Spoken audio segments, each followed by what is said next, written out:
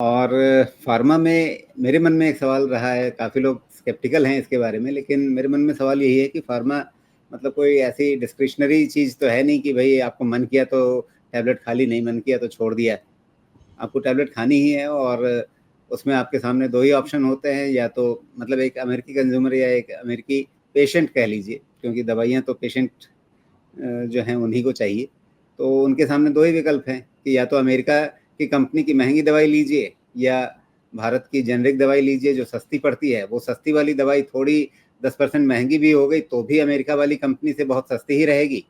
तो ट्रम्प साहब जो भी टैरिफ लगा लें वो बेसिकली अपने कंज्यूमर से ज़्यादा टैक्स वसूल लेंगे, भारत की कंपनी तो अपना माल बेच ही लेगी। Correct, you are absolutely right. तो pharma companies are actually the winners here very clearly. मैं दो चीज आपको बताता हूँ सर। यूएस में किसी भी सिटीजन को आप फोन कर लीजिए, अगर किसी भी अमेरिकन सिटीजन को आप जानते हैं तो उनको पूछिए कि आपका सबसे बड़ा कॉस्ट क्या है। Okay, they will tell you insurance is the biggest cost. और एक नॉर्मल इंसान को वहां पे बिटवीन 1200 टू 2000 यूएस डॉलर्स का इंश्योरेंस कॉस्ट आता ही आता है। ओके, जो इंडिया के कंपैरिजन में शायद 1/8 या 1/10 है। सो अगर वहां इतना पैसा इंश्योरेंस पे खर्च हो रहा है, so they will like that के हेल्थ केयर कॉस्ट कम हो ना कि बढ़े। So they will never ever support high pharma high drug prices.